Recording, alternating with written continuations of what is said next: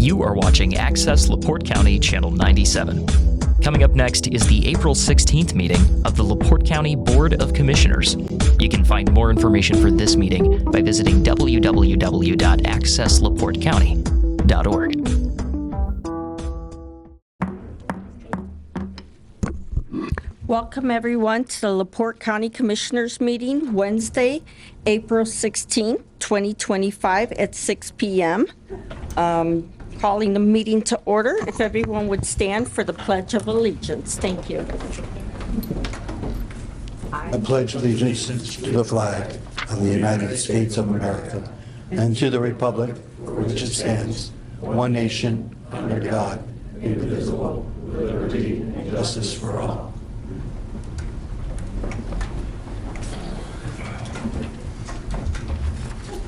Roll call. President Connie Grammarosa. Present. Vice President Steve Hollifield. Present. And Commissioner Joe Haney. Present. Thank you. You have a quorum.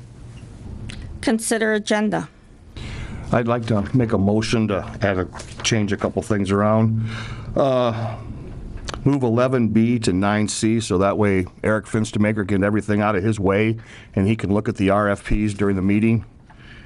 And I'd like to add for discussion one item under old business, the travel form request, so that way we're all on the same page, because I don't think people are starting to realize we are going to be in tight budget this year, so we can cut everything we can. And the record retention meeting, we need to start that organization going again. I checked with the state. We are required to have that, so we need to think about putting that back together. So the travel form, request form, and discuss record retention board and having meetings. And that would be under new business, New business, right? yes. I'll second that. May I make a suggestion also? Sure. There is 11E that also has to deal with EMS. Did you want to move everything together, or did you want to just leave it there? Yes, 11B and 11E up Thank to you. 9C. Sorry, No problem. trying to make sure. And 11E, we said what was going to be? It will be another one, 11B and E will be 9C for the two Eric Fenstermaker. Okay, and then what are we adding under new business? Would that be 10C? Yes, the travel request form, discussion on that. And then 11F would be discuss the record retention group. Record retention. And I'll second that.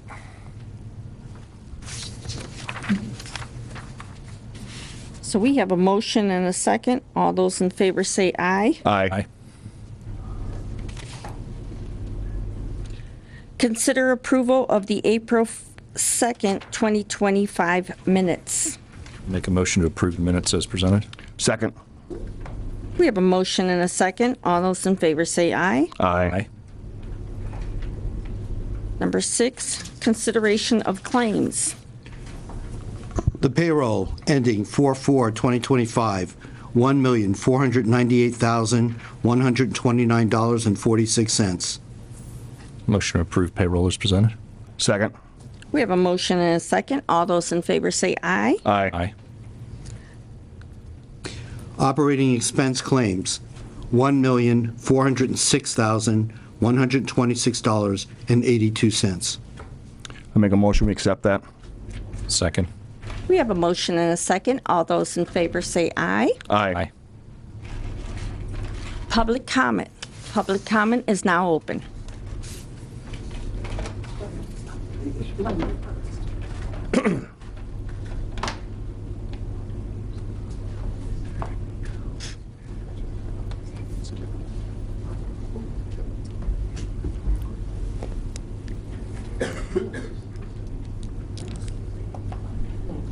Good evening. My name is Dean White, 3066 North Highway 35. And I am here tonight because your agenda today states that you have decided to sell another piece of Soldiers Memorial Park shoreline to a private individual.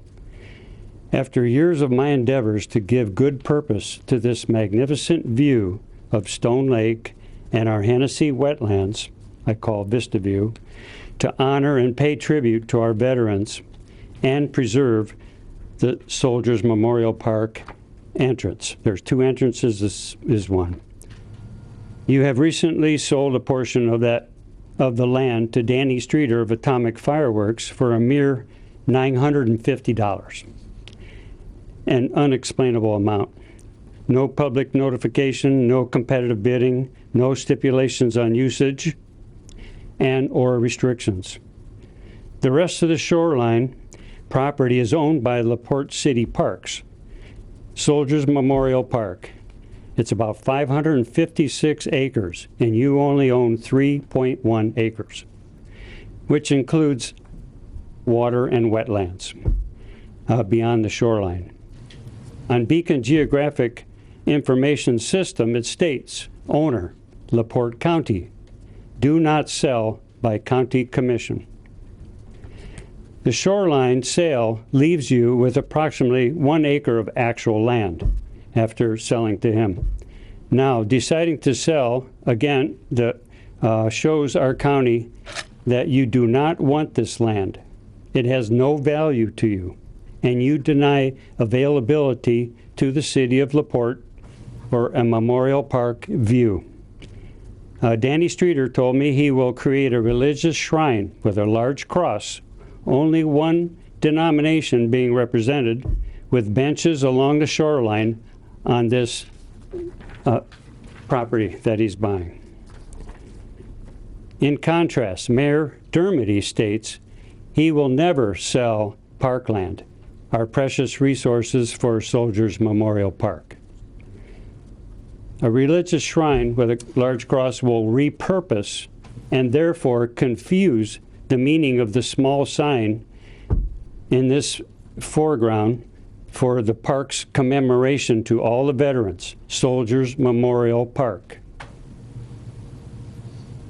Please note our veterans from Michigan City and LaPorte VFW who have signed my petition I gave you many months ago, and all veterans and their families living and of those who have passed will not appreciate your decision to drastically change this vista view through privatization of Soldiers Memorial Park view. This view would bring much awareness and inspiration to travelers on Pine Lake Avenue, local or otherwise. It is the only view of the city park waterways from Pine Lake Avenue. The city has a master plan for the parks to connect through the waterways for canoes and kayaks from Pine Lake to Stone Lake, through the Hennessy wetlands, where this Vista View is, to Lily Lake. And I believe that the LaPorte County should show solidarity with the city and donate this tiny piece of land solely to the city of LaPorte at either no cost or perhaps $2,000, which would be proportional to your $950 recent sale to Danny Streeter, and show LaPorte County honorability and not consider privatizing it or further delaying the restoration of this magnificent view of Soldiers Memorial City Park.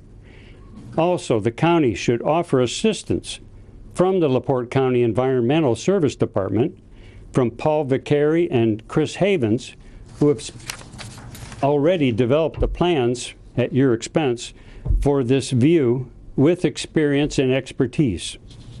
They have access to a DNR grant for this project, and they are only waiting for your direction. Please show your solidarity with the city of LaPorte and Soldiers Memorial Park not to privatizate this sector. And this Vista View and shoreline is a beautiful asset for residents and visitors alike to enjoy. Thank you. Yeah. Public comment?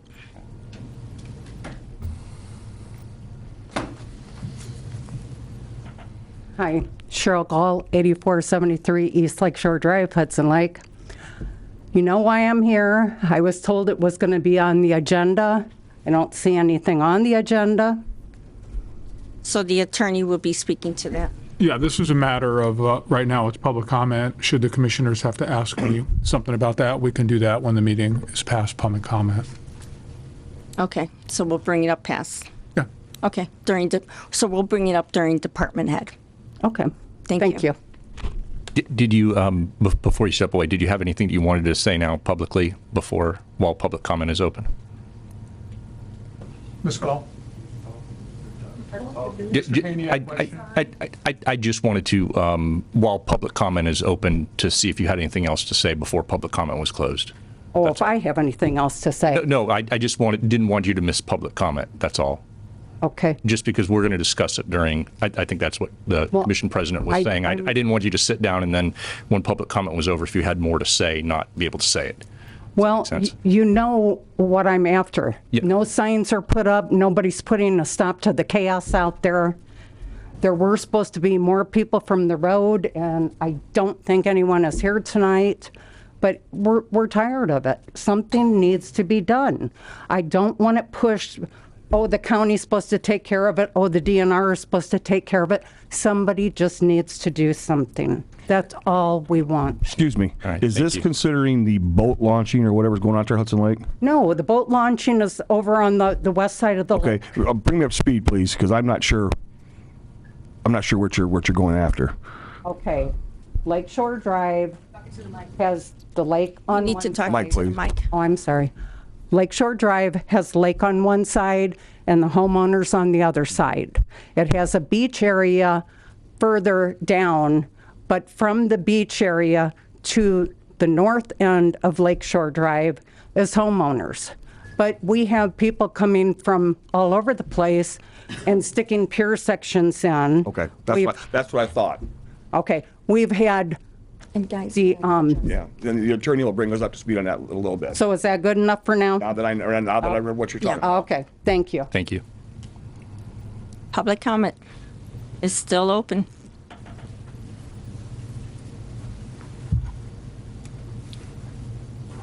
Danny Streeter, 210 Crescent Drive, LaPorte, Indiana.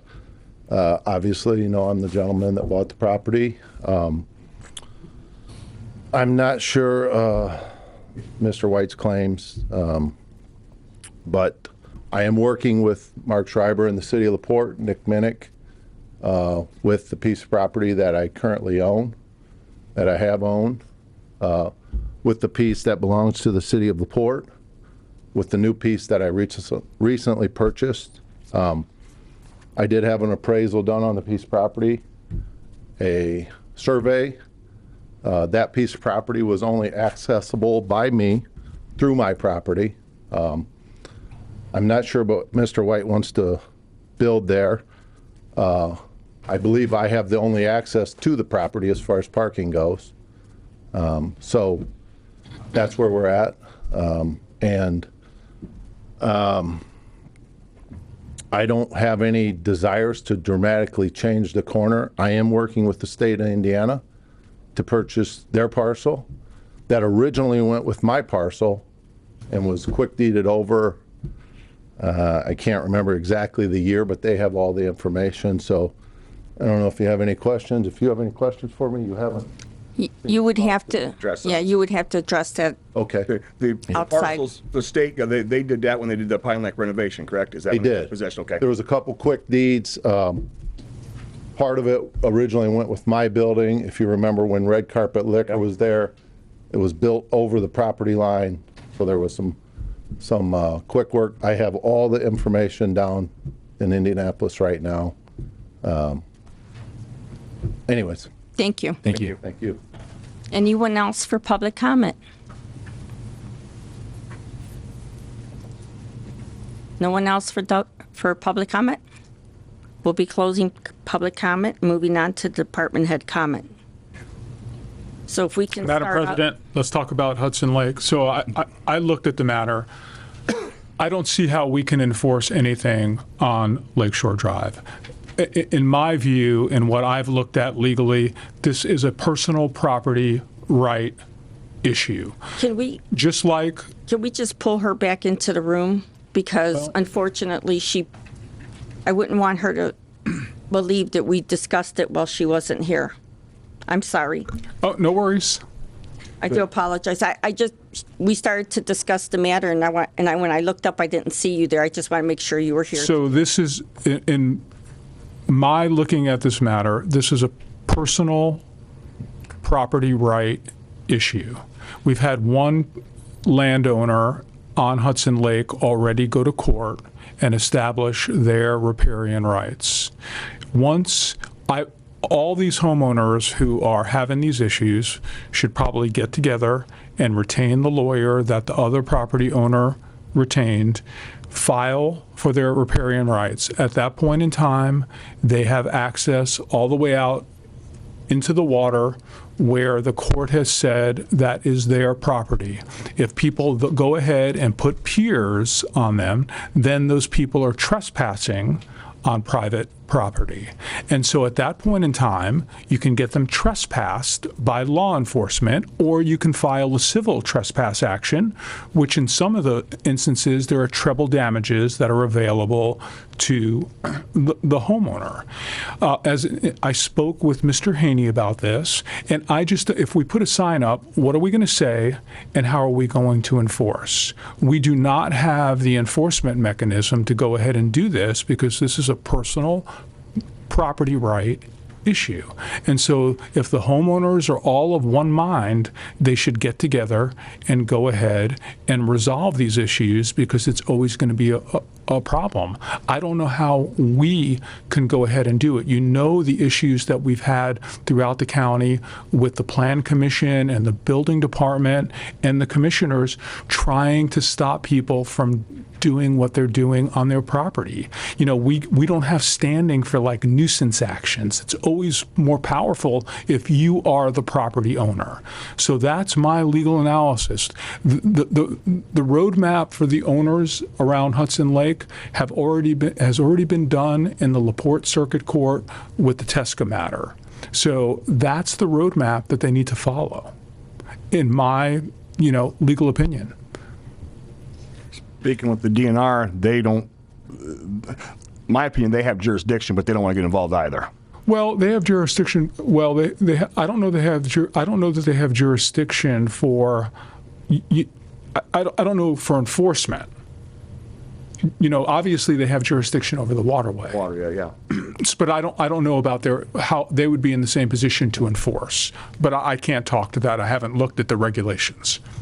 Yeah. So, I know you all feel for what's going on. Yeah, absolutely. Yeah, and we had a good conversation on this. You brought up some good points also. It's one of those things where if we put up signs, we can't enforce it as the county. And then the other side of it is we put up, even if the current owners would agree that if we put up signs at the taxpayer's expense on private property, then 1, 2, 3, 4, 5, 10 years from now, somebody's going to come up, somebody who winds up buying a property or doing something or forgets is going to come back and say, hey, why isn't the county enforcing this? The county put up signs. We can't enforce it. So it opens up yet another kind of can of worms that, unfortunately, again, like we discussed, it's a private property rights issue and a trespass and or criminal trespass issue that the private property owner has to enforce, and or DNR if they want to. I mean, I looked at some of the DNR statutes. I think they do have enforcement mechanisms, whether they'll actually do it or not. But as you point out, we have no enforcement actions from a county standpoint because we're not the property owners. And how could the county put a do not trespass when we only have right-of-ways? We don't own the land in fee simple. We don't own the road either. It's an easement. Right. Yeah. Right. It's a right of way. It's an easement right of way. And so that's the struggle.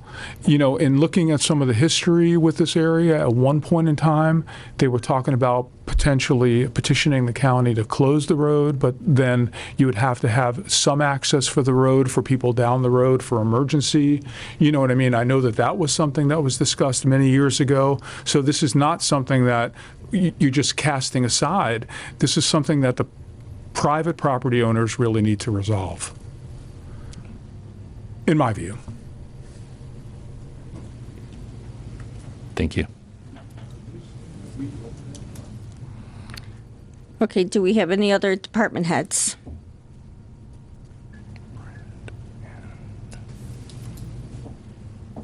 Good evening. Angie Davis, Assistant Director for Facilities. I just wanted to give you guys an update on the Hyler Sewer Project. As you guys know, April 11th, that was last Friday, the state inspector was present for the removal of the tanks that were discovered during the dig.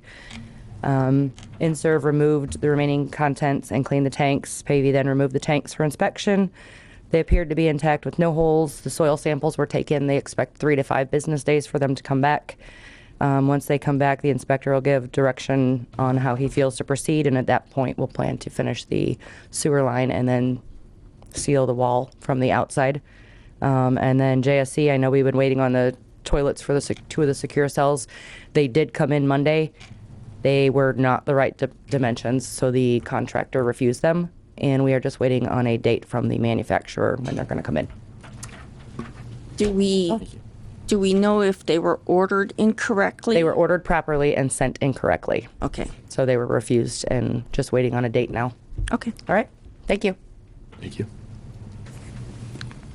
Department heads. Any other department heads?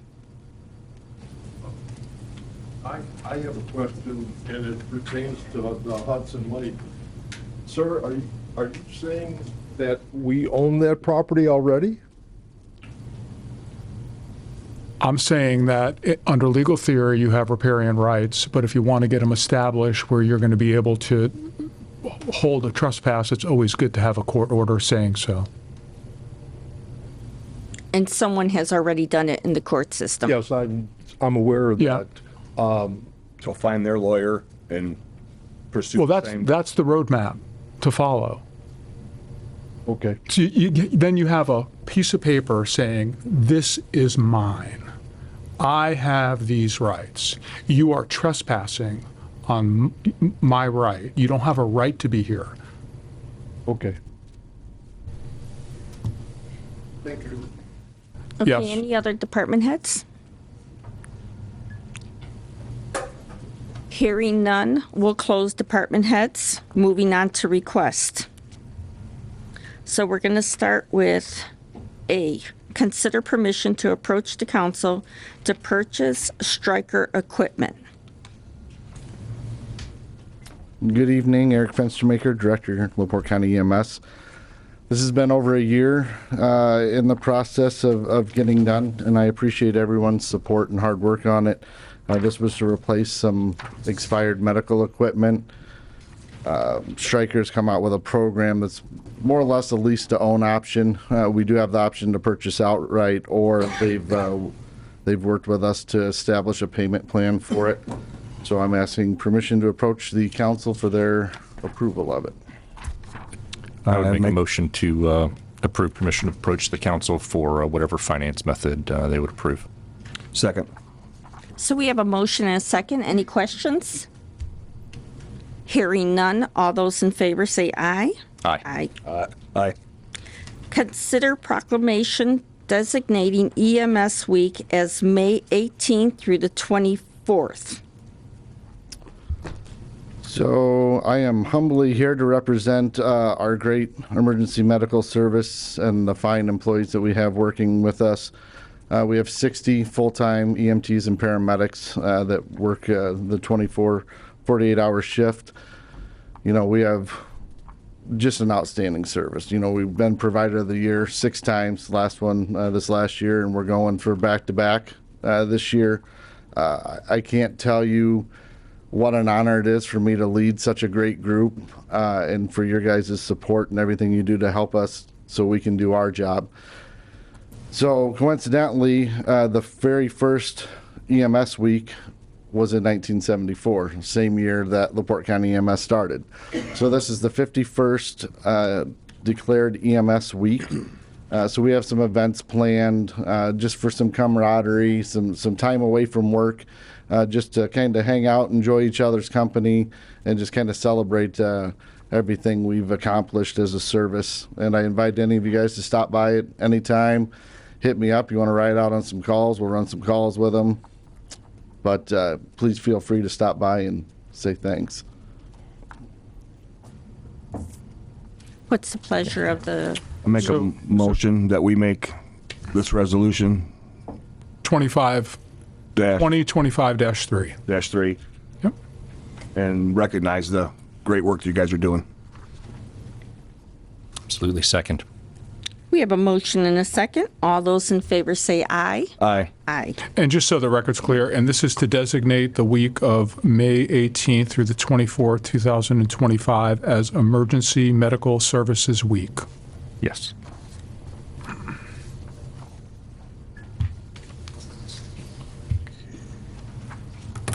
Okay, so then we're going to move 11B up, and that's consider opening proposals for professional and technical services for Michigan City EMS base.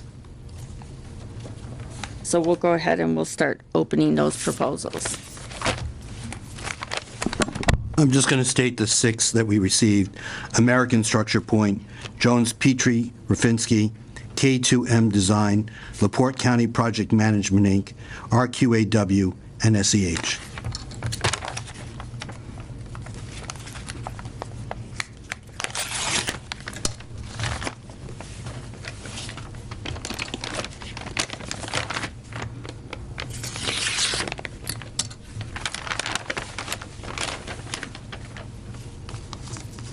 So this is from Structure Point, and it was received April 15th, so it was timely.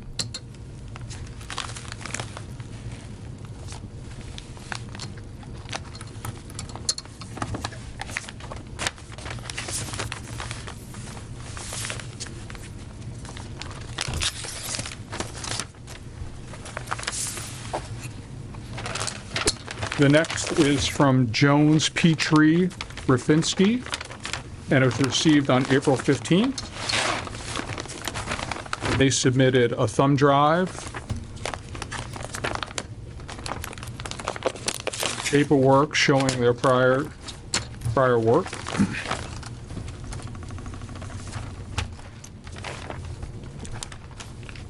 Eric, I'm going to put this back in the envelope so you don't lose the thumb drive.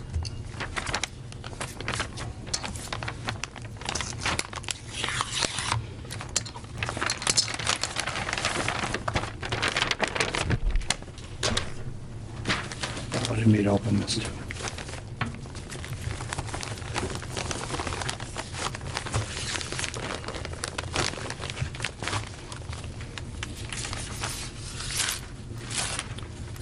So this was received on April 16th at 8:42 a.m. from K2M. Again, a thumb drive and the request for a proposal.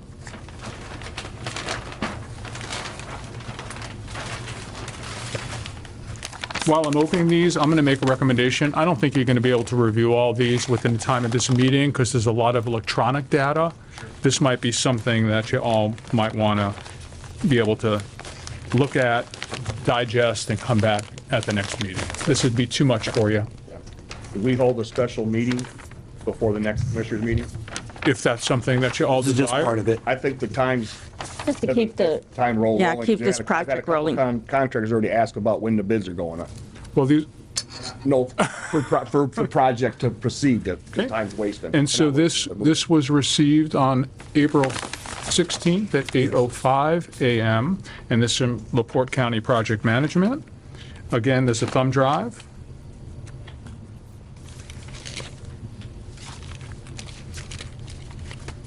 And there's also a whiteboard. can we see the Which we can wrap whiteboard? up later. Sure.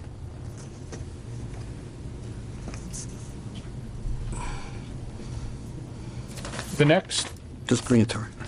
is from RQAW. It was received on April 14th.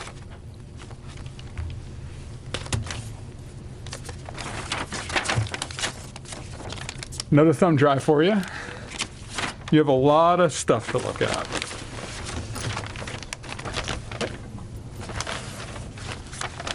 Is this the last one, Mike? That is the last Okay, one. the last one is from SEH, and it was received on April 14th at 10:30 a.m. Again, there's electronic data.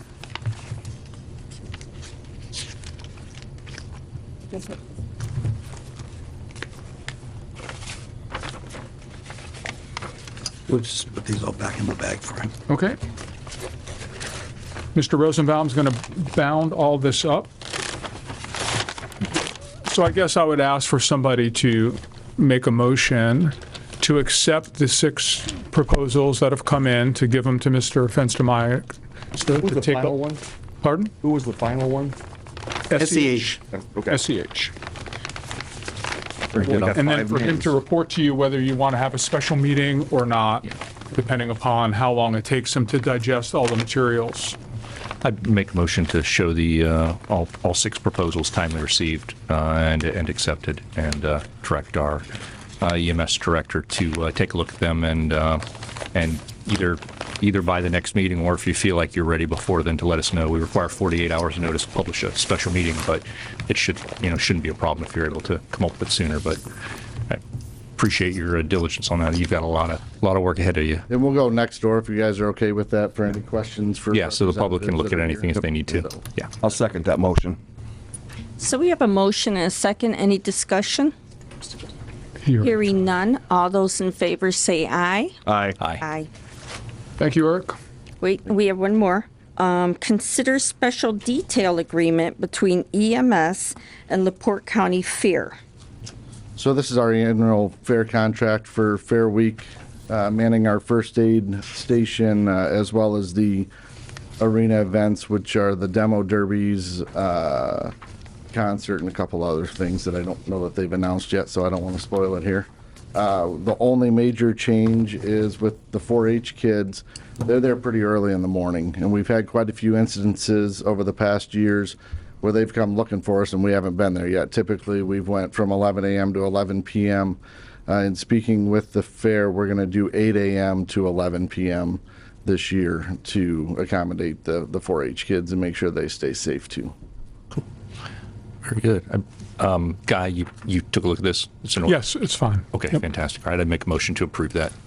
Second. So we have a motion and a second. Any questions? I do have one question. Sure. And only because it came up last year Yeah. at our commissioners meeting after the meeting. Uh-huh. And I just want to make sure that that all the employees understand like the pay schedule, because I know that there's a pay difference Right. between what they pay us and what we actually pay. And so that this way they're well aware and they don't come back and they kind of don't understand. And So if just I have a- fully understood, I'd give you the formula, but it's a payroll thing. But the long and short of it is, since it goes through our payroll, all deductions, perf, everything is taken out. The only thing that is not taken out of it is insurance, because that's already taken out of our regular checks. This is above and beyond the normal paycheck, but all the applicable taxes and retirement do apply. So there's an elevated rate above what our normal cash standby is to help compensate for that. But everyone's deductions are different, so it's not a lot, but each one may vary by 70 cents an hour. It just depends on what their personal deductions are. But the base rate is the same that we're charging the fair. What they actually get varies just a little bit after those deductions are taken out. And your staff's well aware of this then? So I would ask It's our on their honorable, sign-up sheet, Okay, so- okay. I would ask our honorable auditor if at some point you could just maybe make one of your girls available to have a meeting with some of the employees that sign up for it, so that this way, in case they have any questions, we can have it all panned out prior to the fair. We will certainly do so. Also, just so everybody knows, this is separately tracked, as he mentioned, and so therefore it's identified separately, and even at end of year, when people want to find out what people are paid, it is listed separately, which is all on Gateway if anybody's looking for that as well. So it'll be like a second line item then? There's a second line item, and some people may have a third for whatever reason. Yep. I'm just going to say that it could be more than one line item, because that this is a separate situation. Okay? So thank you. We have a motion and a second. All those in favor say aye. Aye. Aye. Thank you. Thank you. Get your board. Thank you. Moving on. Consider permission to approach the council for Bridge 97.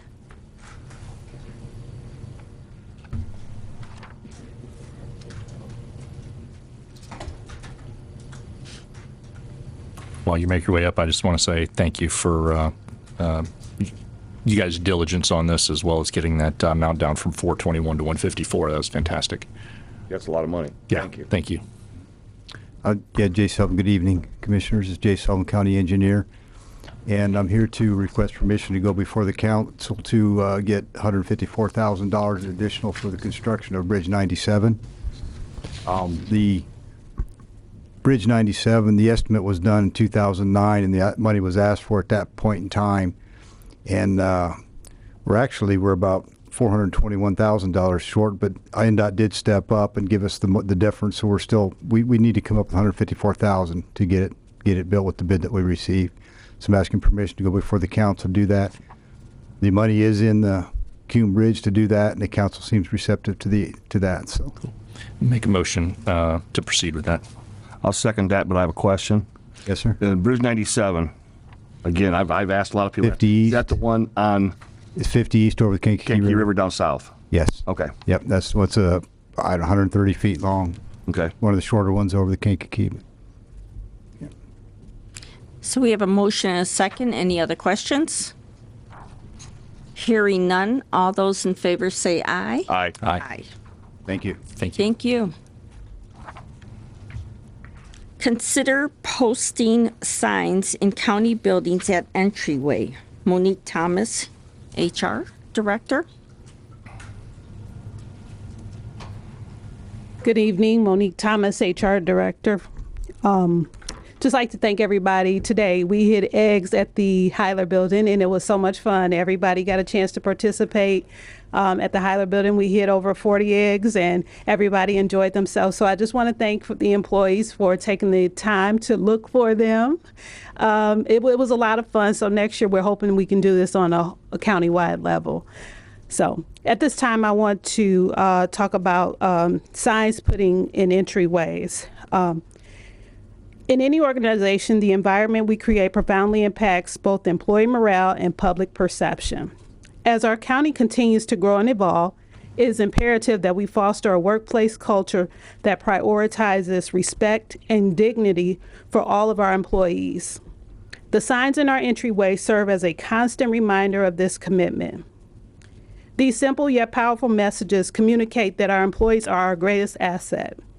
They emphasize that every interaction, whether between colleagues or with the public, should be rooted in respect. By reinforcing this principle, we not only create a more positive and inclusive workplace, but also set the standard for how our community engages with one another. Let us recognize that respect is a two-way street. It is not only about how we treat our employees, but also about how we treat each other as members of this community.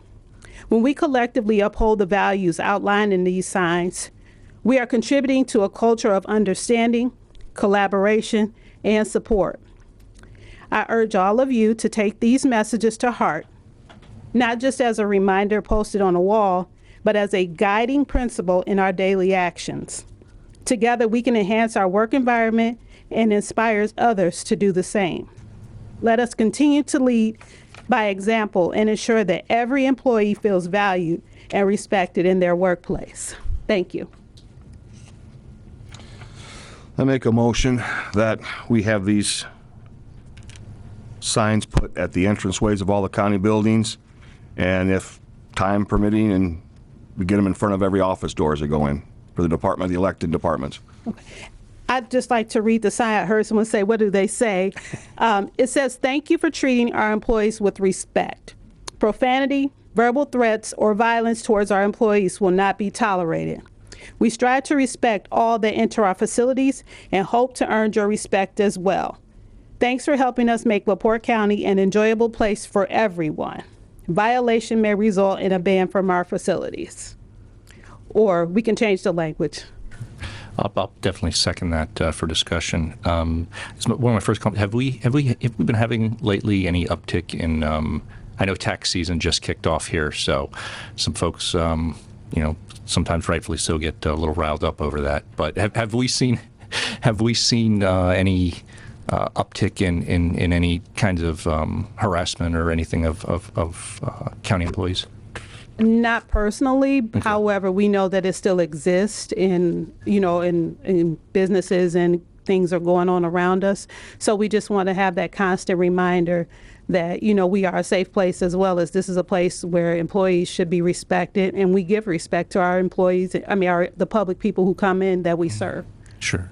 Yeah. Kind of just glancing at some of the verbiage, it's we're not obviously your traditional business. So the public that's coming in are our employers. And the HR director, their employees. Sure.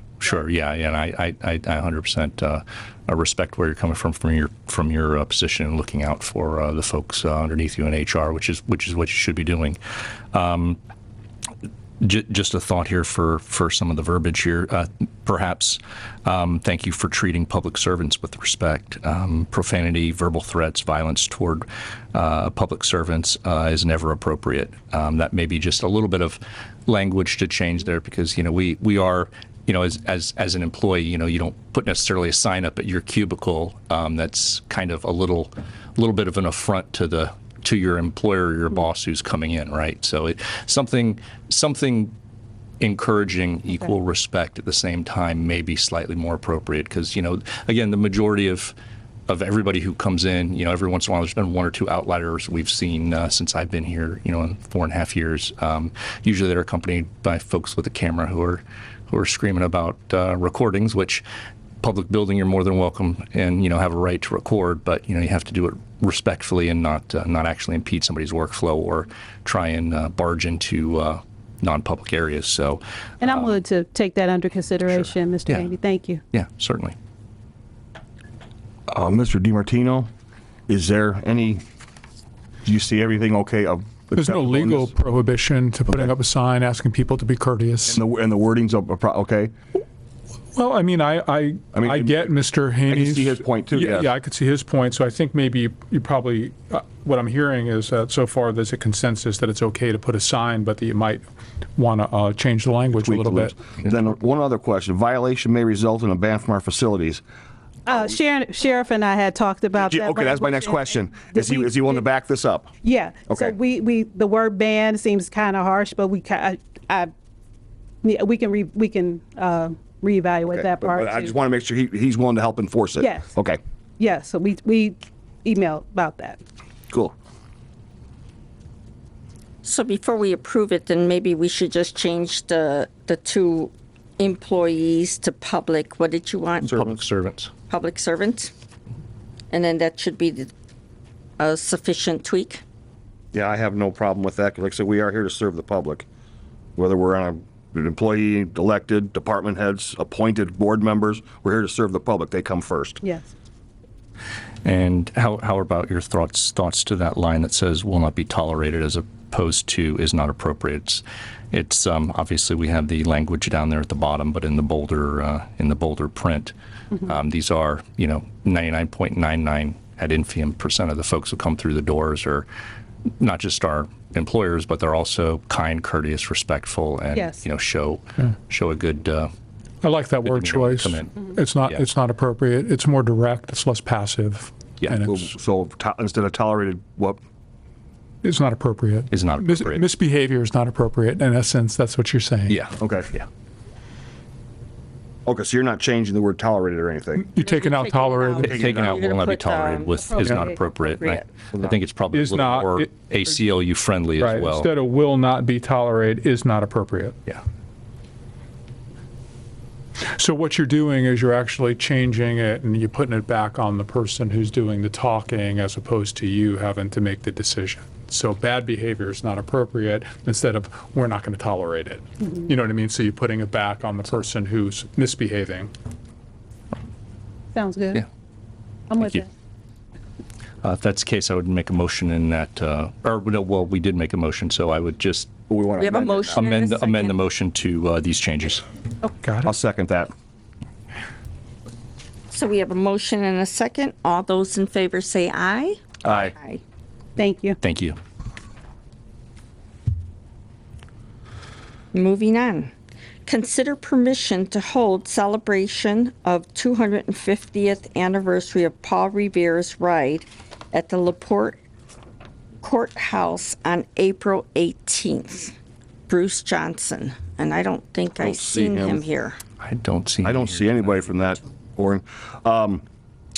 They reached out to me requesting permission, well, probably back in March sometime, about on the 18th would be the 250th anniversary ride of Paul Revere. You know, I remember from grade school, I don't know if you guys have been taught that now, but they hung 2 lanterns in the Boston church to tell the British are coming, one if by land, 2 if by sea. I spoke with Building Maintenance. Angie's got them ordered. They're going to get them up there. And the ones she ordered actually look like flickering candles up there. Awesome. So they'll celebrate that. And they'd like to hold this. They want to read Longfellow's poem, Paul Revere's Ride. Yeah. So it'll be at 8:30 that evening on the 18th. I'd like to make a motion that we give them permission to do that. I'll second that. So we have a motion and a second. Any discussion? Hearing none. All those in favor say aye. Aye. Aye. Moving on to old business. Consider 2 appointment replacements for Plan Commission members. So I got that here. why don't we have Guy? Guy, do you want to explain what we're doing and how we should go about doing this?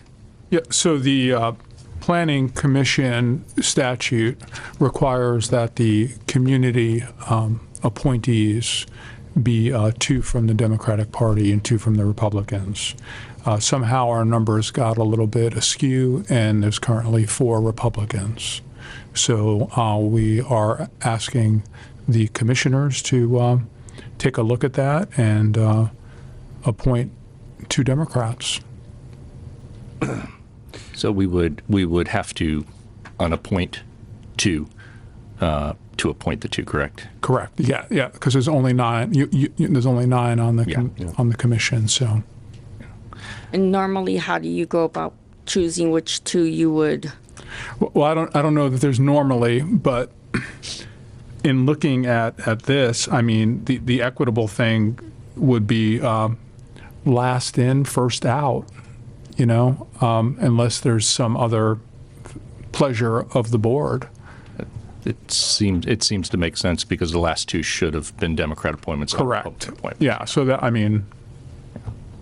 So even though Mr. BG said the ordinance is very, very vague, the statute is very, very vague, that's what your recommendation is then? Because he said we could basically do anything that we wanted to. You can do anything that you want, but when we're talking about equities, I mean, there's no rule. It's your pleasure. But so the last 2, the one in January of 2024 and the one in January of 2025, should have been D's instead of R's. So, but the pleasure is yours. There's no prohibition to do something else, but. Okay, I'm going to make a motion. I've had a couple people reach out to me that are solid, long-term voting Democrats. They haven't been changed. Matt Sikorsky and Joe Tucholsky to replace John Watson and John Carr. So what's the pleasure of the board? The last 2 individuals who were appointed were actually Jim Mills and John Watson. John Watson. Yeah, those were the last 2 who were appointed. So those were those would be the 2 that I think, at least from an equitable standpoint, would be, since they shouldn't have been appointed, should be the 2 that, last in, first out. Should probably go in that direction. Okay, so that would be your motion then.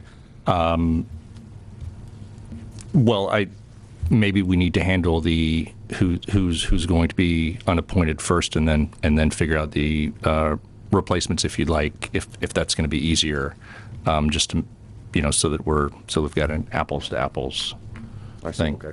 All right, so I would recommend that you do it just like you would when you're voting for officers. Okay. That you do it that way. If obviously there's going to be multiple folks. Sure. Oh, so we take each one name 2, and then we all vote for them.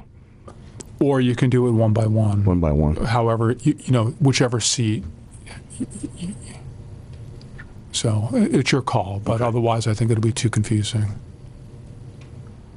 Okay, now I'm sitting here confused now, so Well, how- one at a time. Or I was going to say we each pick 2 people to unappoint and then vote that way, or would you be better if we just do one at a time? Or how about we each make a motion, or not a motion, but pick 2 people? Let's see how it works out. Okay, all right. John Watson and John Carr. To remove? To remove, yes. Yeah. The 2 to remove, I think because they shouldn't have been appointed, I think that's the actual part where the violation of the statute occurred, is that the last 2 appointments should have been Democrats. So the last 2 people should be Jim Mills and John Watson.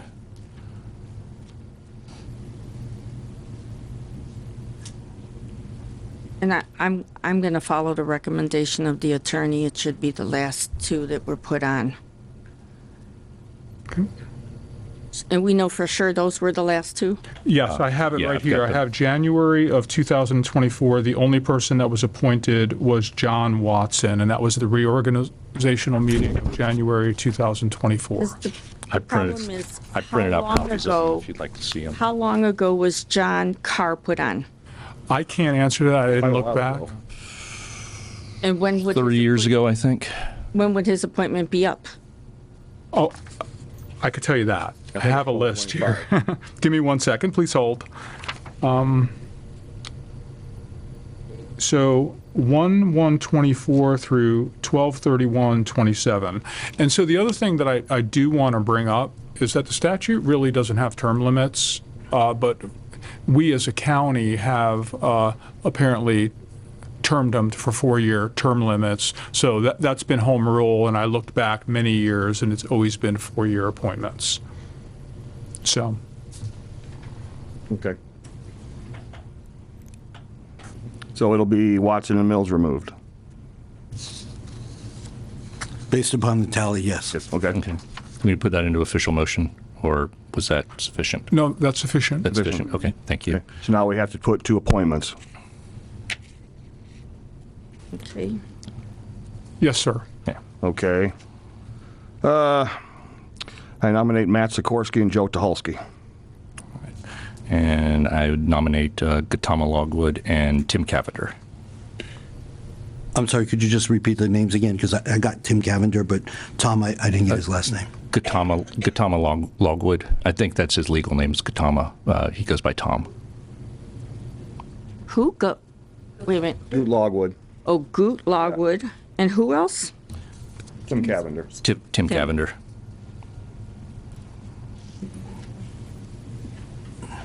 Do you want to do this by a vote as well? Individually pick 2, or? We have another. So you want us to each all nominate 2? Right. Okay, so it's Connie's turn.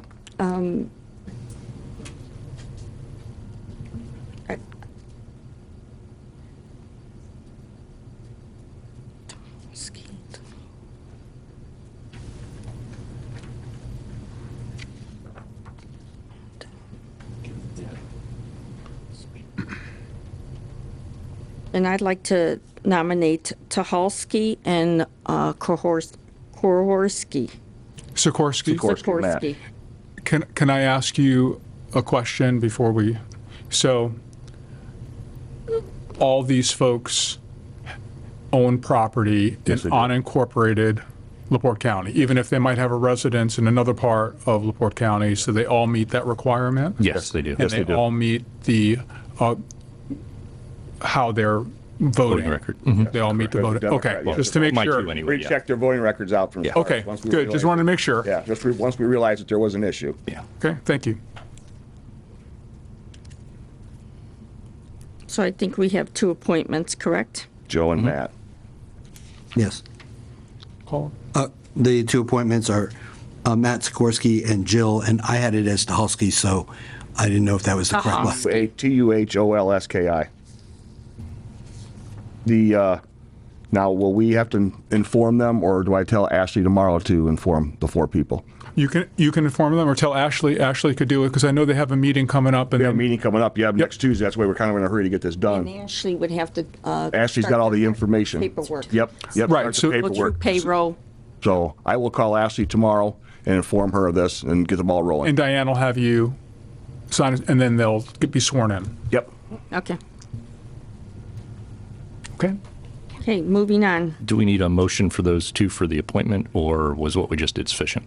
You can make a motion, but you appointed, but Where we because your vote was. Yeah. Yeah, first. so, yeah. Okay. All right, just wanted to make sure. Yeah, Thank you're you. good to go. So I'm sorry, what was those names again? Matt Joe Sikorsky? Tuholsky and Matt Sikorsky. Okay, thank you.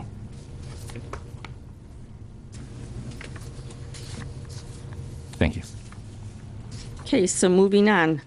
Consider interim maintenance director appointment.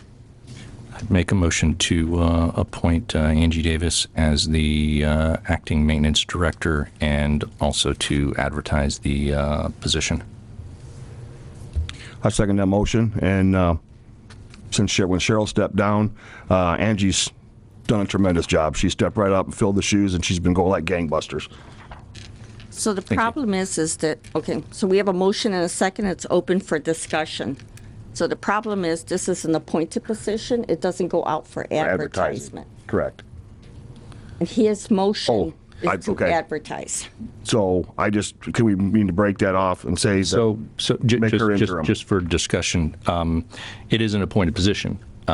However, it probably would be a good idea to have some choices to choose from to appoint.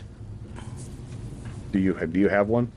I would like to see us go out and do a full advertisement to see what kind of expertise we could bring in. Are we currently got a department or a committee right now, Connie? Yes, we do. To look at how to revamp the maintenance department, because quite frankly, the way it was before, it's no fault of the employees, but it wasn't being beneficial to the citizens.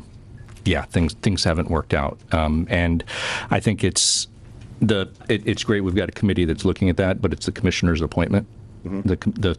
The three of us appoint this position, so I think it would be great for us to have some options to choose from to advertise and find out just kind of what kind of our acting director may be the best person for that, or there may be some really good skill and qualifications out there that we could bring in, somebody with some really good solid background. In the past, we've had some directors with a significant amount of construction background, and that may be something that we're looking for again, to have that expertise in house. How do we do that? May I have when we have been first? Oh, go ahead.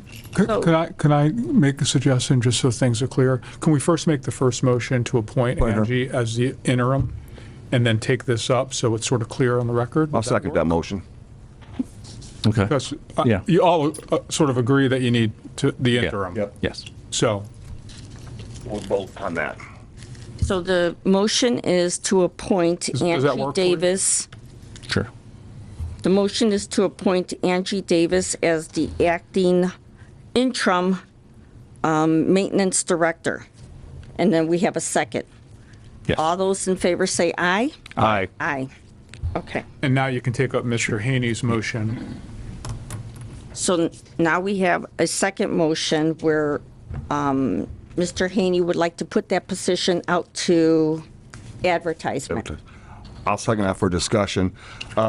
Mr. DiMartino, how do we generally handle appointments? Do we look for a multiple number of people, or how do we handle it? Well, I know that when you all were looking for an HR director, which was a dual board appointment, that you did try to go out and find some folks. Okay. If you think you have folks that are in-house or folks that you can also invite them. So we could advertise it with the stipulation that this is an appointed. Yeah, it's not a right. It's not a job. we just want to know folks who have interest and qualifications. Okay. And then if you see something that you like, you bring them in and you chat with them. And then can we take that up? Has the committee get ready to make any kind of recommendations to the commission yet? So I will say, since the last meeting to this meeting, we did have a couple problems because we didn't appoint an interim, so the department went wild. We actually had an employee who would not follow directions by the second in command because in his mind, he did not have a boss.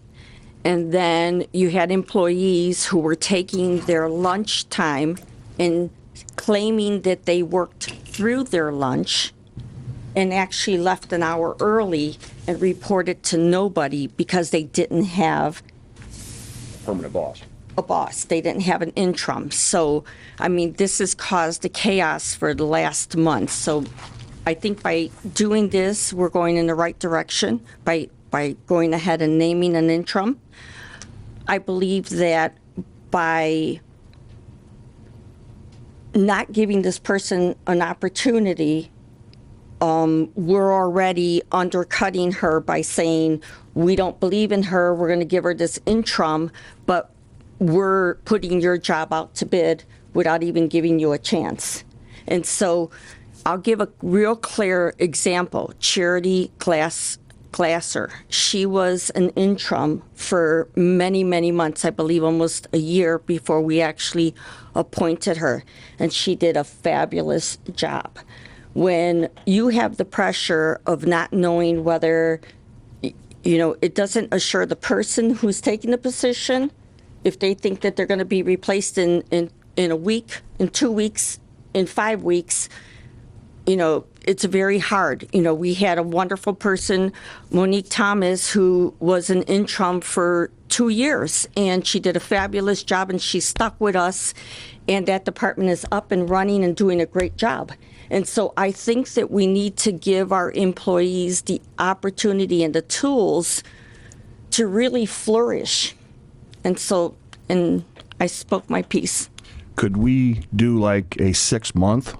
Mr. Haney, would you accept it if we appoint her for interim of 6 months?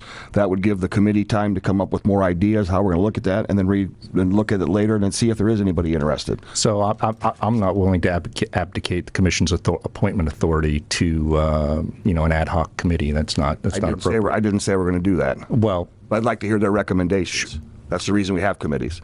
Sure, but you were asking how sometimes we normally do things. As never before has there been a committee to of that nature to do this sort of thing. I think Commissioner Grammarosa brings up some good points. At the same time, though, you have a 20-year, nearly, I forget how many years Ms. Glazer had of institutional knowledge and work in that department in a quasi-supervisory role before she took over. She was actually the secretary, and you voted She was the against office. her. I did initially, yeah. And she's done, I think, as I've said, she's done an outstanding job. When I look at some of the facilities challenges that we've been seeing of some of those other kind of choices that you've made over the past few years, it's probably a good idea, especially with considering all the issues that we've had with that facilities department in our buildings. We need someone in here with a firm grasp of building maintenance, construction, HVAC, somebody with some of those, for example, we've had that in some other facilities directors over the years. We need that sort of thing to be able to start resolving all these issues. As in our workshop, you pointed out there were a number of different things that were missed, and we can equate that to whatever. But at the end of the day, so a lot of that comes down to not just leadership, but leadership who has the experience and the eye to spot some of these other different problems, right? So like I don't have a roofing background, right? So when we look at what's happened with the roof up here, where there was a number of issues with that overlay that actually tied in and is now, from what we can tell, draining into those columns where the weep holes were filled in down at the bottom. That's something that the average person isn't going to see. So if we can find someone that let's say we've got 20 different bars that we want to tick, no one person's going to fill all 20 of those slots. If we can find somebody that ticks 10 of them, 15 of them, whatever it is, maybe that might be the right way to go. And somebody with a background. I'm not saying that our acting may not have that potential, but I'm saying that as we've kind of slid into a few of these things, we're slotting people and raising people up that don't have that kind of background, and that's the main thing. And it's some of this stuff is like some of the on-the-job stuff that you can learn, and other things can be picked up over the span of a couple of weeks, couple months. But when you look at all the stuff that a facilities director needs to know, that's a type of institutional knowledge you pick up over decades of work, kind of like an apprenticeship for the trades, for example, right? You know, you start out and you go through this long process, and I'm not sure if necessarily, and perhaps we don't find, perhaps, you know, our current acting is the best candidate. That would also give reassurances to the department to know, and to the public, that we've done our due diligence and we're sure now, especially considering all the things that keep coming up around here. I feel like we'd be remiss if we didn't at least explore our options. Sooner rather than later. Couple things I'd like to say on that. At the workshop, Mr. Jagelski brought up the fact that we thought we had someone with all that expertise, and in my experience, I've worked with Angie on a daily basis, and since Cheryl stepped down, she's very knowledgeable, and the issues that I've seen so far are because we put a lot of our faith into the so-called person with all the experience, and we've got a lot of issues in these buildings. We're tackling them one by one, and like I said, I think sometimes the issue of the experience one, I don't myself believe you're going to be able to tap into that experience with the dollar amount of the salary we can afford to pay. That's just my experience. And here's a problem. We've also put out the HVAC position over a month ago. I'd hate to call on you, Ms. Thomas, but could you kind of come up here and tell us, have we gotten any applications for the HVAC person? Could you come up here and tell us?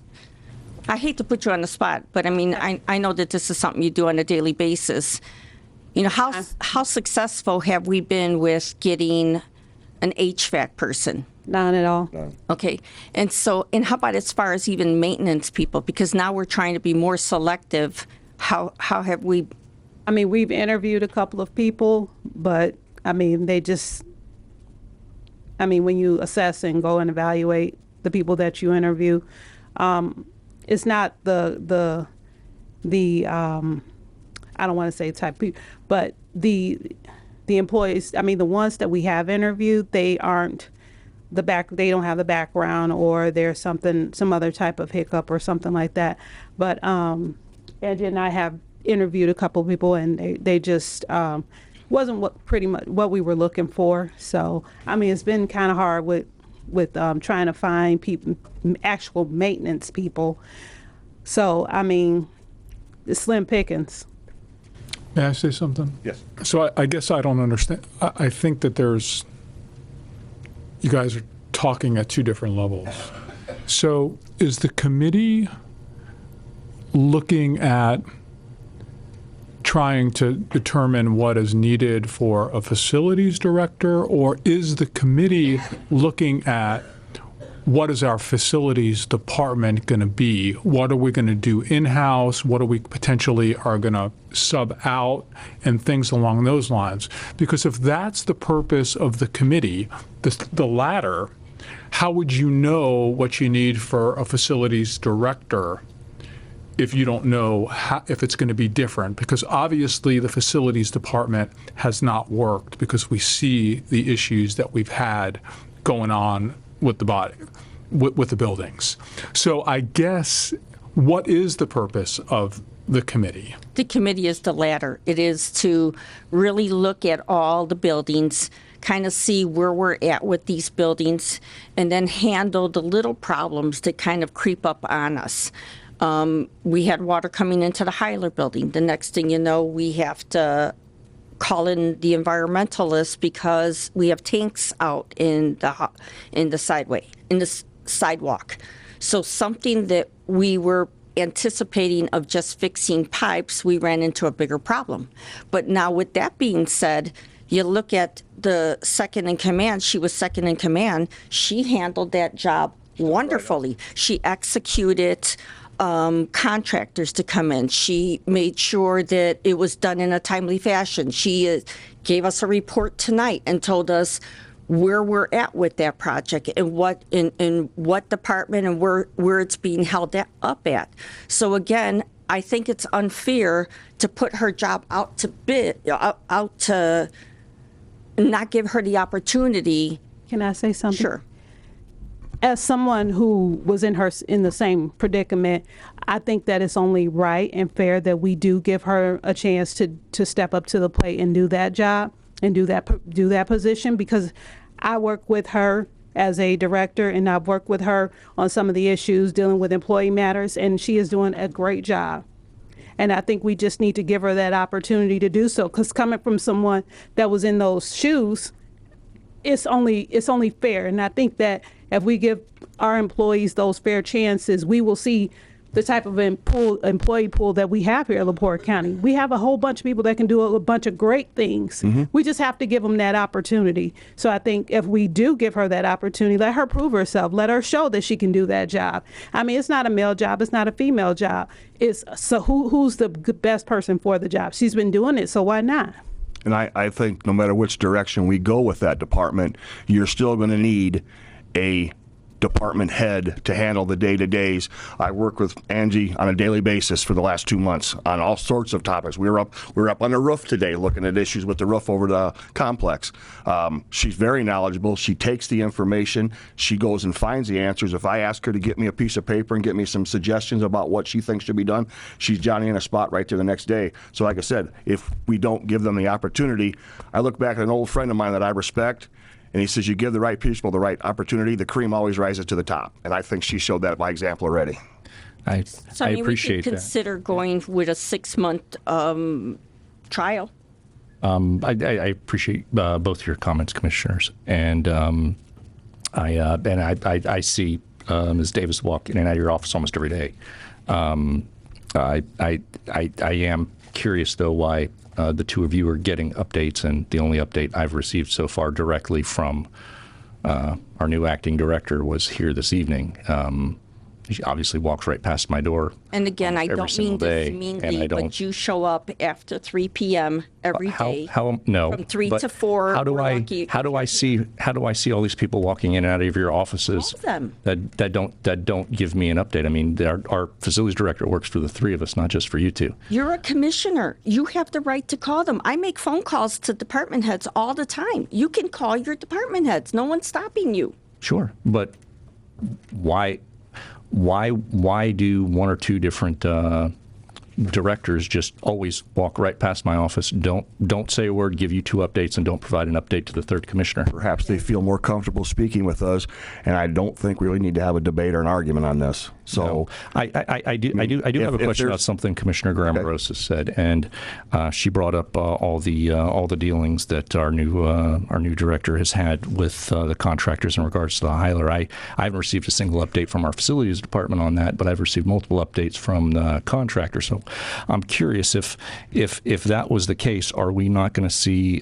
bills of 15% for oversight work from the oversight project manager in relation to these different contractors that were contracted and used, because you're saying that our new facilities director did that, not the company. I mean, are we going to see that reflected in the billing, that there's not going to be a 15% surcharge for having a project manager? Or we're not here to debate the bill. We're here. Well, you brought it up though, Commissioner Rosa. You said she did all these things. So if she did all those things, are we going to see a 15% surcharge from a third-party contractor? Why would they give a 15% surcharge? I mean, you're taking that to mean we deal with some very shady characters. No. A project manager.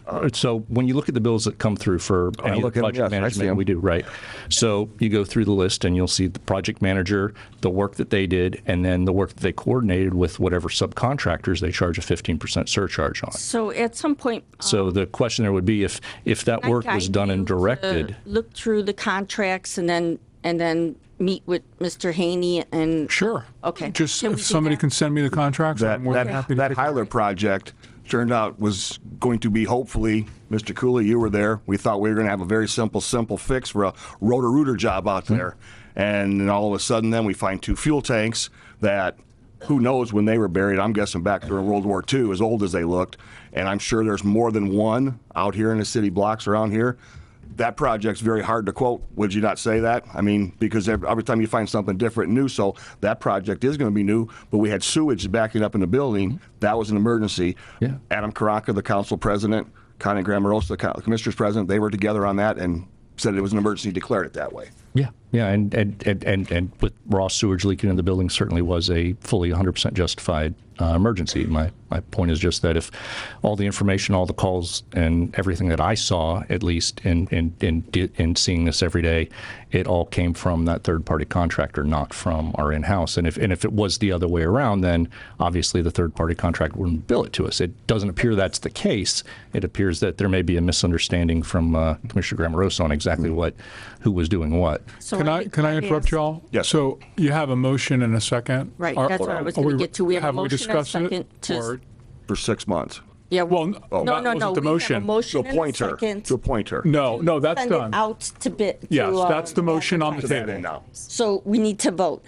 All those in favor in taking that position and sending it out and advertising that position? So we have 2 motions then. No, No. first one's passed. First one's passed, she's interim director. Interim director. So now we have the whether to send it out for bids or not. Correct. Okay. That's what's on the table. Okay. So all those in favor say aye. Aye. All th- Nay. Okay, moving on. Under new business, consider tire amnesty day event. Be Clay Turner presenting. Good evening, Commissioners. You should have in your packet our tire amnesty letter. We do. We applied for an IDEM grant, as we did last year. We received the grant, but we have a couple of guidelines we have to follow. One is we have to get the property owner's signature, and then we have to list who our tire waste hauler is, and all of those are on that letterhead you have. I provided Commissioner Hollifield with 2 copies. If you guys do approve it tonight, if you could sign those, and I could take one with me, because we have to have that in 30 days prior, and our first collection is May 17th, so that's tomorrow, so I got to get it in tomorrow. Oh. And it's a $10,000 grant that we received. I make a motion that we grant this tire amnesty. Second. And I have a question. Just brief, just for this Liberty Tire Recycling, is that the old Dillon out there in North Liberty? That is That part of property? it, yeah. Okay. I was just curious where it was. They got bought out. It's a- Yeah, a long time ago. He's no longer with us either. Right. So, okay, that's my only question I had for that. Okay, so we have a motion and a second. Any other questions? Hearing none, all those in favor say aye. Aye. Aye. Thank you. So we're going to go ahead and sign them and then pass them down. Consider resolution for Mental Health Awareness Month. Jennifer Heath.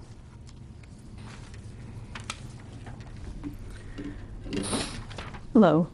I am Jenny Heath, and I am here tonight not only as an employee of Swanson Center, but also as an advocate for mental health concerns in the spirit of fostering community and really as kind of leading the charge for mental health concerns and recognizing that throughout LaPorte County. I respectfully propose that you consider passing a resolution to recognize May as Mental Health Awareness Month in LaPorte County. We here in LaPorte County are not unique in any way, shape, or form. Mental health challenges are not distant issues, but we face them across the nation. Here in LaPorte County alone, recent data has revealed that 15.8% of LaPorte County residents report experiencing poor mental health. Moreover, 22.1% of our community members have been diagnosed with depression. And those figures that I've just cited underscore the pressing need for mental health awareness and action. Our youth in particular are more vulnerable, and here in the LaPorte County school system alone, we've observed a troubling increase in students reporting thoughts of self-harm or suicide, specifically doubling from 42 cases in one recent year, doubling to 75 in 2023. And that was from a report from the Office of Frank Mervan. That alarming trend highlights the urgency and the need to address this mental health crisis proactively. So recognizing May as Mental Health Awareness Month would serve not only as a powerful affirmation of our commitment to the well-being of all residents, but it would provide an opportunity to educate, reduce stigma, and provide resources to those in need and make them more available. So tonight I urge the board and the commissioners to take this meaningful step towards making a commitment to creating a more compassionate and supportive community. Together, I believe that we can shine a light on mental health, fostering an environment where every environment feels seen, heard, and more valued. I did provide you as commissioners with 2 stat sheets, both provided by the Indiana Council of Community Mental Health Centers. One that has statistics for the state of Indiana overall and the services provided, total lives served, youth served, those with substance disorders, Medicaid-specific patients served, clinical staff that we employ, non-clinical staff that we employ, as well as schools that we provide services to, group homes that we have throughout the state, and group home beds that are provided, and then those same specific statistics for LaPorte County that are specific to Swanson Center. Now, although this resolution is not specific to Swanson Center, we are leading the charge for mental health in general for LaPorte County as the Community Mental Health Center. So I ask for you to approve the resolution tonight approving May as Mental Health Awareness Month. I make a motion that we do that, and after what happened over this weekend with a young man on the bridge, we had a collaborative effort. Wonderful job done between our city and county officials working together for emergency services to save that young man's life. Thank you. Second that, and for the record, to be Resolution 2025-04. Yes. Mental health for declaration of Mental Health Awareness Month in LaPorte County. Thank you. So we have a motion and a second. Any other discussion? Hearing none. All those in favor say aye. Aye. Aye. I would include, if you are so inclined, and if anyone else decides to join us, we do encourage people to wear green on Fridays throughout the month of May, just to encourage a little bit more awareness, or change your porch lights out to the color green throughout the month of May, as green is the color on a national level to recognize Mental Health Awareness Month. So if anyone has any questions, they're more than welcome to contact us at Swanson Center, and I thank you for your consideration. Thank you. For the green light bulbs, Angie, would it be possible to get some green light bulbs up on the exterior of the buildings? Yeah, they're actually replacing a couple of the bulbs that had gone out, but we can change them. We know how to. Okay, for the month of May, just get them to green then. All right, thank you. And I will leave these extra forms with Mr. Rosenbaum. Okay. Thank you. Thank you. Okay, moving on. Consider request to purchase 4 parcels in Center Township. Can I talk to this, to the Yes. commissioners, please? So I understand that Mr. Streeter provided you all with a appraisal for property and regarding the property that Mr. White recently brought up. So if you're inclined to sell the property, because of the value of this property, typically you need 2 appraisals, but you can ask the assessor to give you a value of the property. If it's your inclination to sell the property, I think you need to put it out for publication. You need to have a public hearing so these folks can remonstrate against it. You hear that LaPorte City has issues in the property. You hear that the LaPorte County Parks Department. You hear Mr. White having issues. So have a public hearing. Let the folks, say their piece. Put it out for a bid. Maybe Mr. White wants to bid the price if it's something that's very important to him, and follow the process. I spoke with, the lawyer from LaPorte City. He said something about the Parks Department, potentially wants to talk about a walking trail. I don't know if that's something that's even feasible, but if you're going to sell the property and that's something that is feasible at that time, maybe it's something you want to sell it with a potential future easement for that. So my recommendation would be, go through the process if it's your inclination to go ahead and sell and think about selling the property. Would we be able to start that process and have it available for the public hearing before the next commissioners meeting? I think so. I think what we would need right now is, because the value of the property is a low dollar amount, we can ask the assessor's office to give us also a value of the property. And then you can publish it out for bid. It can't be, you take a look at the 2 prices, you publish it out, you set up for public hearing, you let folks remonstrate, you let them do what they want. You open the bids if it's your inclination. You don't have to accept the bids. And then that would be the process. Okay, so is that a motion to start the process? Start the process, yes, I'll make that a motion. Okay. And then everybody has notice, and people can talk to the issue. I'll second that for discussion. It looks like the appraisal that we have here in front of us is for a portion of the property that we own there. I believe it's 4 lots. 4 lots, So yes. at one point, as we explained in the past, this used to be a subdivision, and the subdivision went under, and that's how they didn't pay the taxes on it, and that's how we acquired the whole thing. But the actual property is still in on our tax base as separate little lots. Platted as a subdivision, that's why it shows residential. Small. Yeah, it shows one large piece on Beacon, but Right. but it's plotted. Correct. Yes. Plotted still for 4. Which parcels are we talking about right now? So it's my understanding on this appraisal, because that the appraisal that's here, it's for the one piece that's closest Just so south and east. state. 8, 9, 10, 11. So do you have the 9, 10. the numbers that are overlaid? Yep, okay. I guess that would be around, Let me So show Joe. it's my that'd be understanding. 8. 8, 9, 10. Oh, do you 11. have the same one? 11. Yeah, so it would be 8, 9, 10, and 11. So it'd be 8, 9, 10, and 11. Those are Lots. Lots. And they're all right, and then do anything with. and then the county would then still retain 12 Through the 12, other side. 12 through 13 or whatever Waverly goes Road. down there. And 7 is the state-owned property. Still here? I think 7 is the city, you and the other already 2 own- I triangles think you already are own 7. state. No? No. You own 7 is the 6. state. Oh, 7 is the state. That's the one that you're working on right now. Yeah, Mr. Streeter owns 6. 6. The Okay, city is up. below 6. Here, Danny. The city owns below you. City owns behind me. you need to go up to the mic. Yeah. I own 6. City owns the lot behind me, which we're working together on. The state owns 7.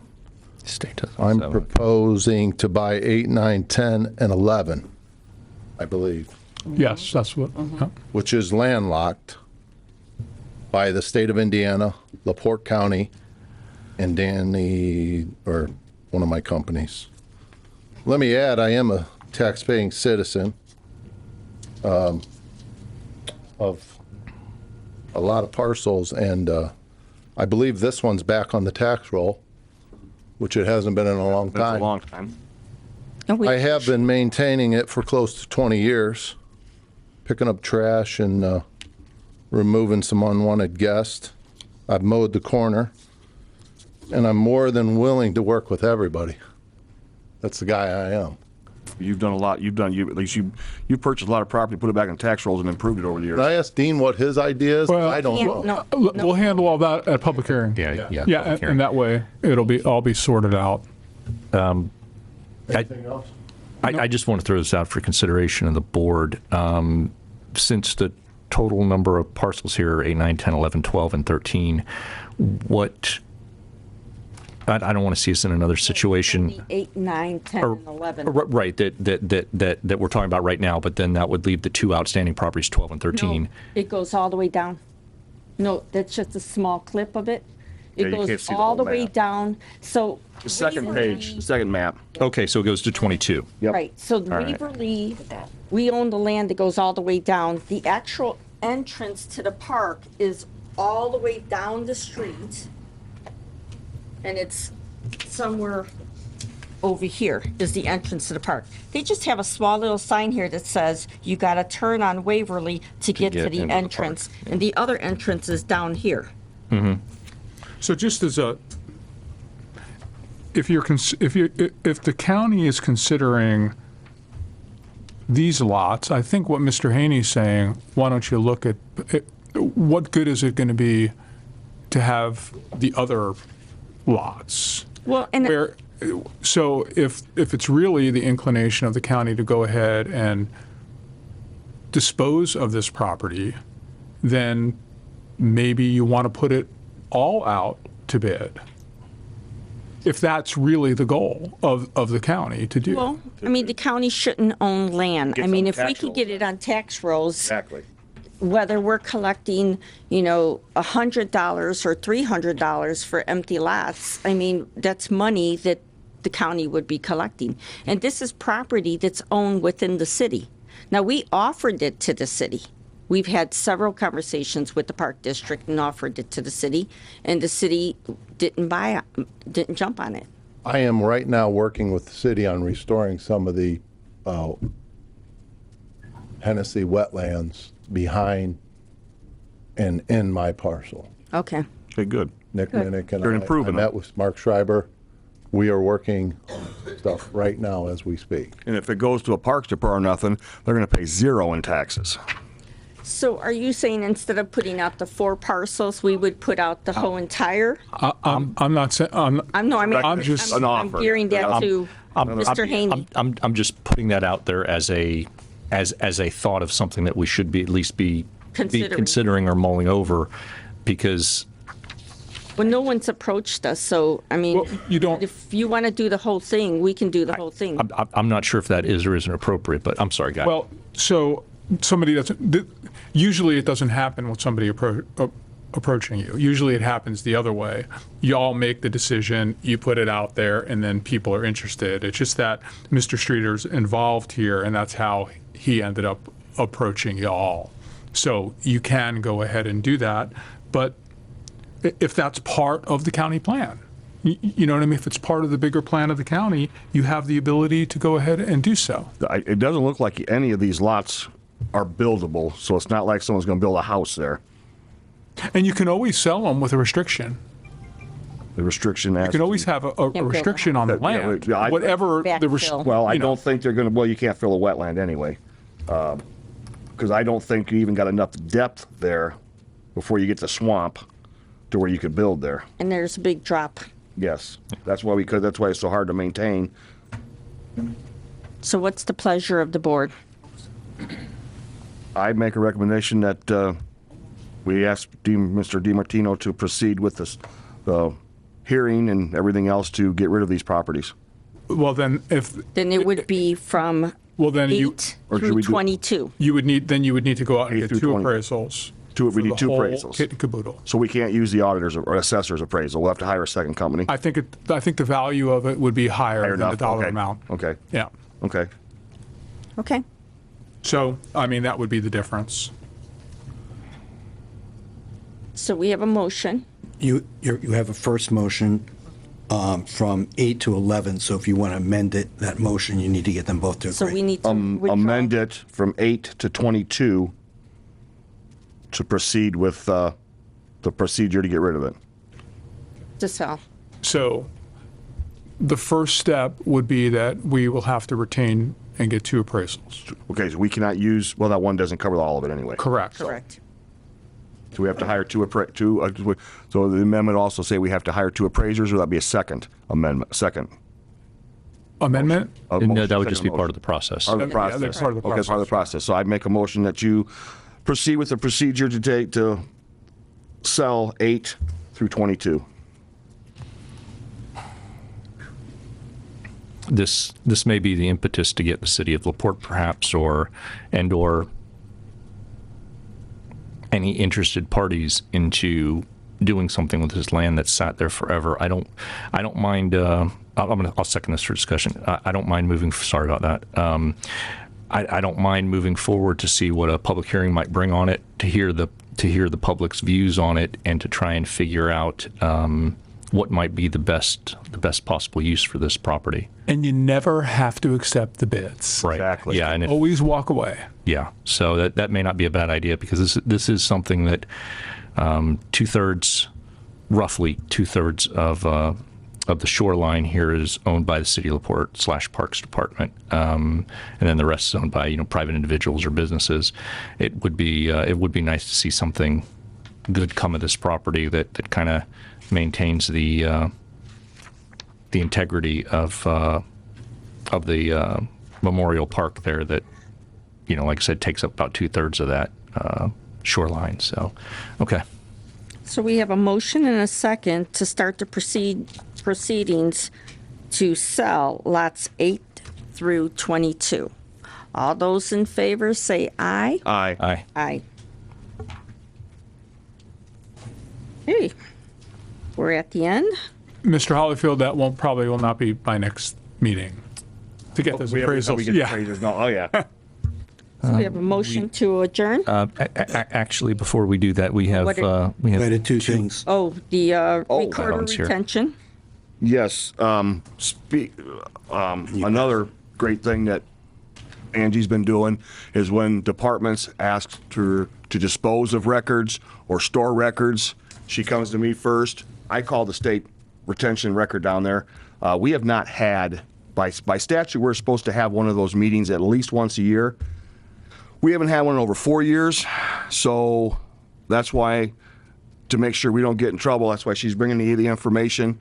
I spoke downstate. We have to have them. There's been some rumor floating around in the courthouse that we're no longer required. The state statute still stands according to the state records company, whatever, that we have to have one. I think we need to proceed with this. I started the ball rolling today. I reached out to Judge Havens because this judge has to be on there, the clerk, a commissioner, the president or designation.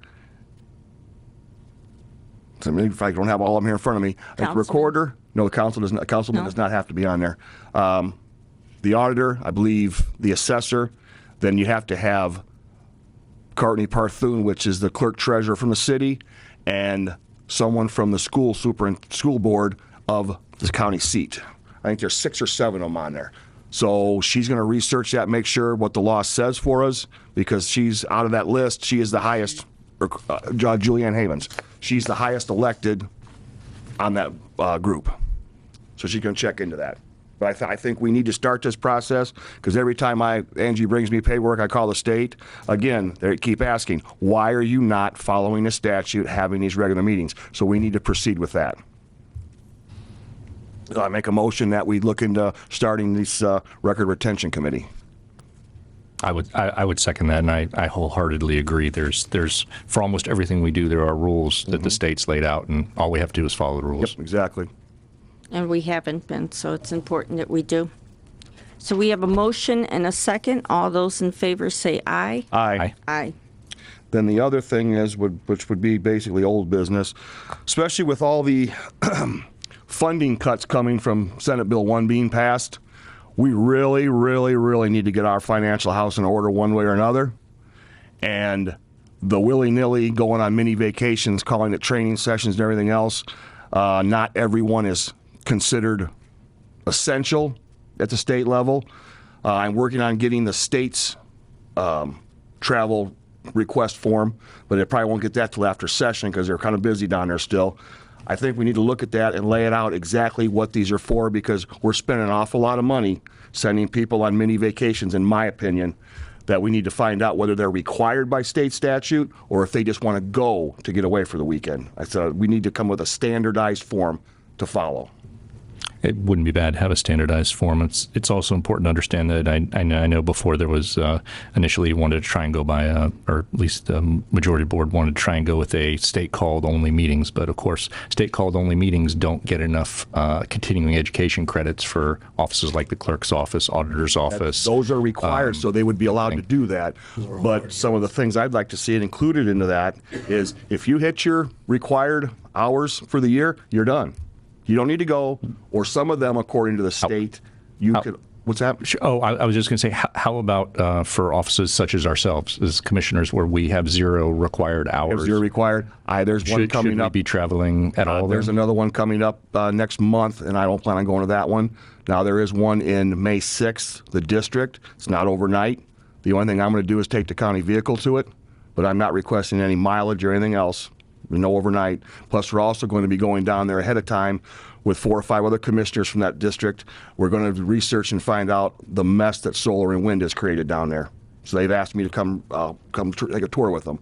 So, but no, I don't plan on going through the state call, the you're talking about the Indiana Association of County Commissioners? Whatever it is. So, So- you know, there was recently the Purdue Road School that I know both you and Commissioner went to that. Grammarosa attended. I did not. Oh, I'm sorry. I thought you signed up for that. I did not. I did Okay. because I was recommended to be my the first year. To Yeah, and that's while we don't have required hours. Purdue Road School. I didn't go this year, but I went in previous years. Fantastic amount of information, and even just going once, even in going every year, there are. I want to say there's a dozen to 16 different breakout sessions. Sometimes that can occur simultaneously. You've got to go down the list and pick. So you could go 4 years in a row and still go to and hit for all those breakout sessions completely different ones each year. And of course, obviously they rotate as well. But I talked with without Tyler Warman. overlapping. Some of those county commissioner meetings in the Indiana Association of Counties, they are now going to be made available online. So I joined the list so they can email them to me. I can look at them. We have to look at cutting funding, period. One way or another. Somebody's got We have to tighten our belt all the way around in the county. Yeah. So, and I think one little step at a time is how we should look at that. So I make a motion that we proceed with the travel request form, standardized form for all department heads to follow. I didn't see a copy of that form here. I haven't got one yet. Okay, so I think then we just wait until we have a form that we can approve. That would be We my have to start position, the but- motion of getting it done. Okay, is it just a motion to direct who to come up with the form? Well, we would come up with it, but he would have to approve it. For approval to look at it. Correct, Mr. DiMartino? Could we do that? We can. Okay. All right, if that's your motion, then yeah, I'd second it. So we have a motion and a second. Any more discussion? Hearing none. All those in favor say aye. Aye. Now, motion to adjourn. Madam President, there's one other thing here, and I don't think it actually got added on. I'd make a quick motion to amend the agenda for 11G, I guess, to add a request from the Highway Department from Superintendent Glazer in regards to some millings that were donated that we need to discuss about Clinton Township ball field. Yes, Charity called me the other day and asked what thoughts were. This is a township property, so it's already a governmental entity. The millings have been donated. We've done this before for other ball diamonds. They're requesting that our highway department haul them from Salisbury's stockpile, dump them, spread them, and then use our roller. My recommendation that I made, it's up to the board to finish, was that we have to have the manpower available and the equipment and the time to do it all. And she assured me there's no issue with any one of those three. I think it's good to help out the youth of our community. So we have a motion. Do we have a second? Oh, I'll make the second. I made the motion. Okay, so motion, second. All those in favor say aye. Aye. Now may I have an adjournment? I'll make a motion to adjourn. That was a motion to amend the agenda to add it. Oh. Right. So, sorry. Well, there's too many motions. Right. No, that's okay. That's all right. So make a motion to allow the Highway Department to proceed with delivering the millings that were donated and spreading them out and prepping it. We have a motion and a second. Any more discussion? Hearing none. All those in favor say aye. Aye. Now, motion to adjourn. Second. we have a motion. Third time's the chime. All those in favor say aye. Aye. Aye.